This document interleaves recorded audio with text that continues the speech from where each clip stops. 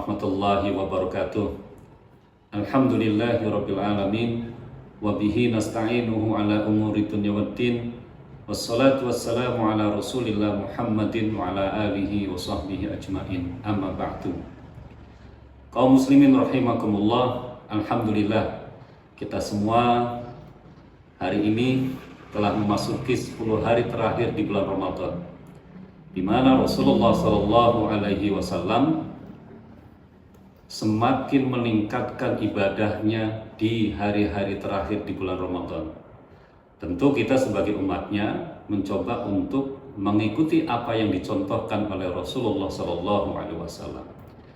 Dalam sebuah hadis yang berasal dari Aisyah radhiyallahu anha, karena Rasulullah Shallallahu Alaihi Wasallam yastahidu fil ashril awakhir ma la yastahidu fi ghairihi, bahwa Rasulullah Shallallahu Alaihi Wasallam itu semakin bersemangat, semakin meningkatkan ibadahnya di 10 terakhir bulan Ramadan, yang beliau tidak sesemangat apa yang terjadi di 10 hari terakhir bulan Ramadan.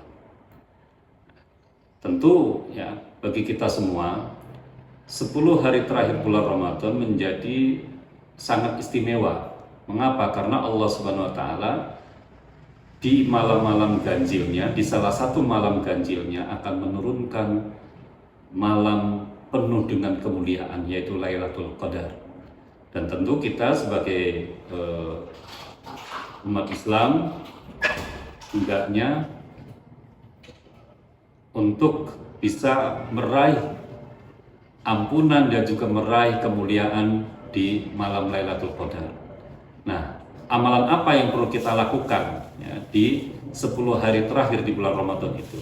Yang pertama adalah dengan cara memperpanjang ya, sholat malam, di mana Rasulullah SAW biasa ketika memasuki 10 terakhir di bulan Ramadan, beliau mengencangkan ikat pinggangnya ya, dan mengajak istri-istri dan keluarga beliau untuk melakukan iktikaf.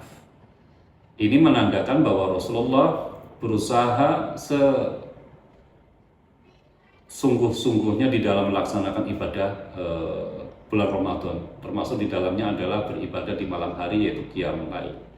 Yang kedua adalah dengan memperbanyak sedekah, ya, di mana Rasulullah SAW juga semakin dermawan ya, di bulan Ramadan, khususnya di 10 hari terakhir bulan Ramadan. Sedekah ini bukan hanya dalam bentuk zakat fitrah atau zakat mal, tetapi sedekah dalam bentuk yang lain, bisa dalam bentuk materi ataupun yang non materi. Kemudian yang ketiga adalah melakukan iktikaf, di mana Rasulullah SAW mengajak kepada istri dan keluarganya untuk melaksanakan iktikaf. Iktikaf itu bisa dilaksanakan di dalam masjid ya, selama 10 hari atau sesuai dengan kemampuan yang bisa kita lakukan. Nah, iktikaf ini tentu saja dalam rangka untuk mendapatkan malam Lailatul Qadar. Kemudian yang keempat adalah tilawah Al-Quran. Rasulullah SAW bahkan di setiap bulan Ramadan beliau melakukan murojaah dengan malaikat Jibril ya, untuk semakin memperkuat dan memperlancar ya, bacaan beliau dan juga hafalan beliau. Nah, salah satu cara agar kita bisa meraih malam Lailatul Qadar adalah kita harus banyak berta'amul, berinteraksi dengan Al-Quran, karena Al-Quran itu yang diturunkan pada malam Lailatul Qadar. Inna anzalnahu fi Lailatul Qadar. Sesungguhnya kamilah yang telah menurunkan Al-Quran di malam penuh dengan kemuliaan. Di ayat yang lain juga juga Allah Subhanahu wa Ta'ala berfirman, Inna anzalnahu fi lailatul mubarakah, bahwa Al-Quran diturunkan di malam penuh keberkahan. Nah, di malam penuh keberkahan itulah yang disebut dengan malam Lailatul Qadar, penuh dengan kemuliaan. Maka agar kita mampu meraih malam Lailatul Qadar, kita harus banyak berinteraksi dengan Al-Quran.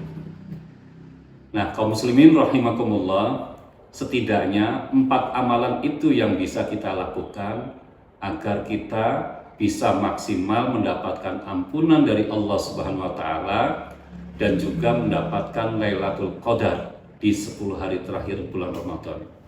Insya Allah ketika kita bisa mendapatkan Lailatul Qadar itu, maka setiap ibadah yang kita lakukan itu pahalanya seperti orang yang melaksanakan ibadah selama 1000 bulan. Selamat menunaikan ibadah Ramadan dan semoga kita semua mendapatkan keridhaan dari Allah Subhanahu wa taala agar kita bisa merayakan hari raya Idul Fitri di mana kita akan kembali kepada fitrahnya. Assalamualaikum warahmatullahi wabarakatuh.